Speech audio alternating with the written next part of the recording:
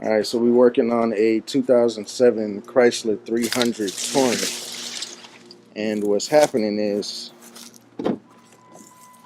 the ABS light is on, the ESP light is on, and traction control is coming on. So when you're driving it, you feel it in the brake pedal. Those three lights are on. So we're going to change the front wheel hub. It's either a sensor or the front wheel hub. So the sensor is either not reading the front wheel hub or it's bad. So we're going to change it and take it from there.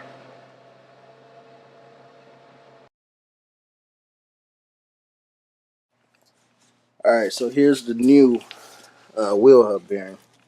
And if you notice, it's got a flat surface right around the seal. So when we go to the one that's on the car, it's got a chunk missing around the seal. See that big chunk missing right there? It's missing right here. All of it really looks chewed up. I mean, look at all that. So I think that's where our problem is. And this is the sensor right here. And if you can see, it's going in between there and it's sensing this. Flat surface is not flat. So it's causing the car to act like it. When you hit the brake, the anti-lock brakes kind of engage a little sometimes. It just feels bad in the brake pedal. So we're going to go ahead and get this caliper off. And it's two bolts. It's one right there and then one below it. And then we'll take it from there. So get the caliper off first. So we got the caliper off. These bolts, it's two bolts holding the caliper on. This top one and this bottom one. These bolts are 18 millimeter. So you can see the sensor right here where it's touching the back of the wheel hub. And it's all chopped up, and you can see the most likely exactly what's causing the problem. So we're going to get this hub off and get this changed out for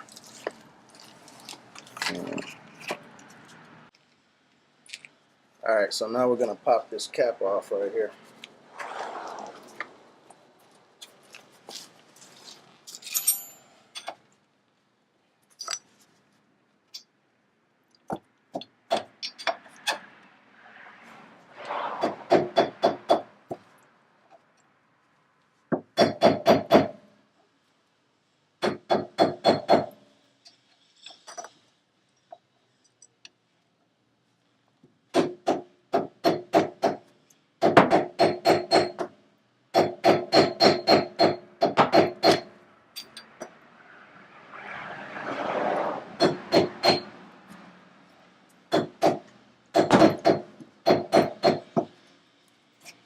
As you can see, this cap has been on here since 2007.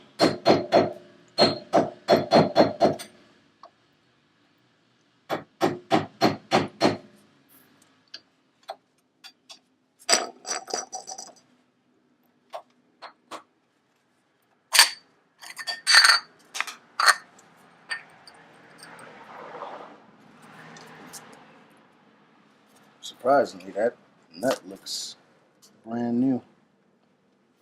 Huh. Well, I'll be damned.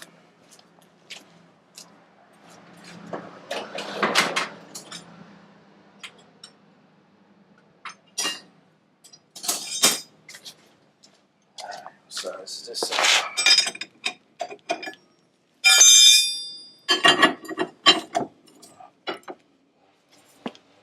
Alright, So this is a 1 7/16, but I think it's a little smaller than this. Let's see if we can get it with this. Oh, wow.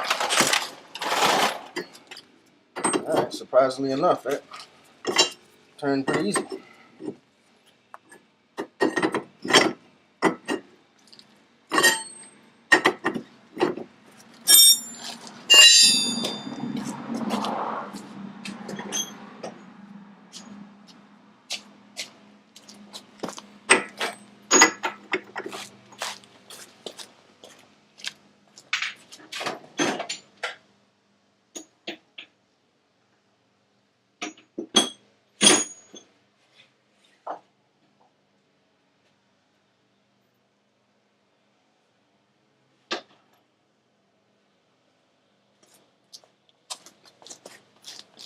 Alright, this is probably a 35 or a 36 millimeter nut.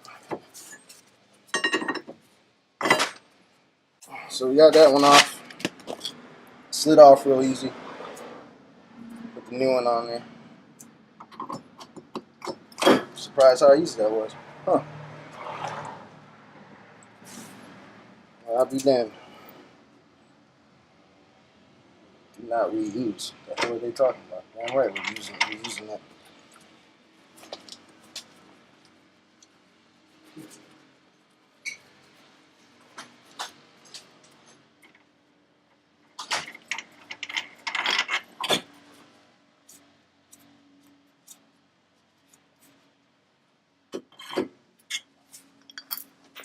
Clean that sensor off a little bit.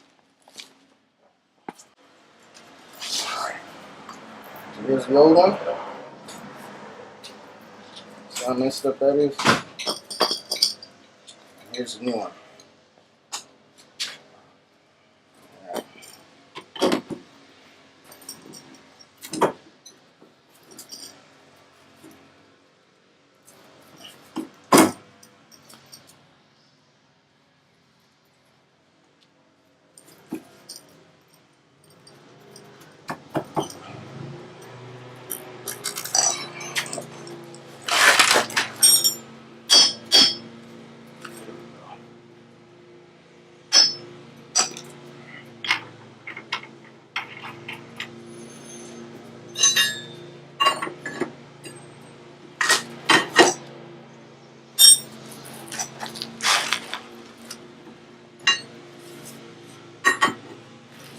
Do a bolt on here says do not reuse. False for that.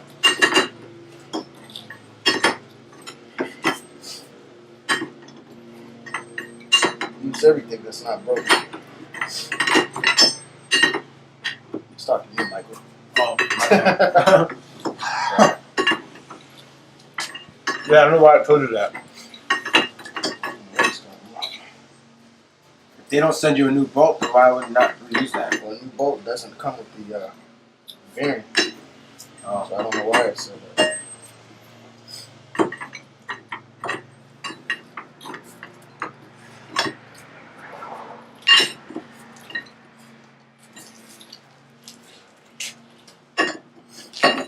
How you gonna zap that on there really tight? It wasn't really tight to begin with, so it has a locking nut on it. So I'm sure that's fine. Yeah.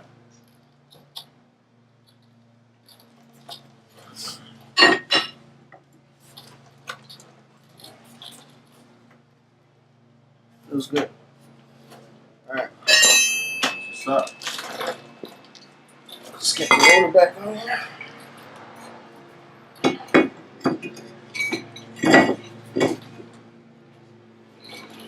Tap this cap back on.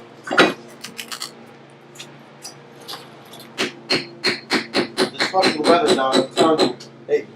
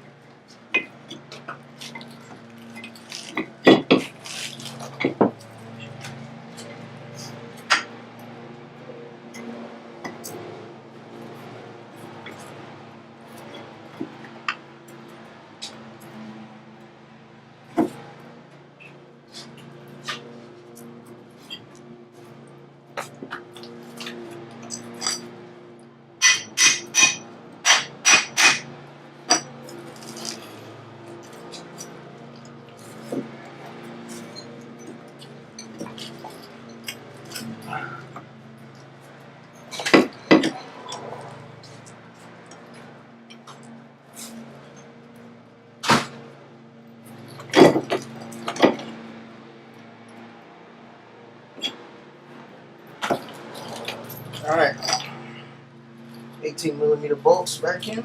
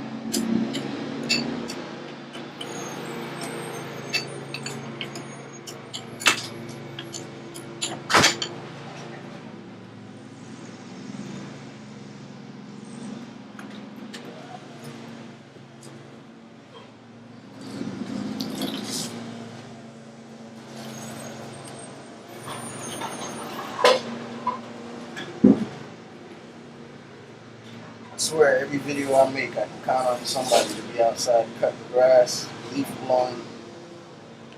Maybe I should start making videos about that. No shortage. Someone working on their lawn, never on doing a video.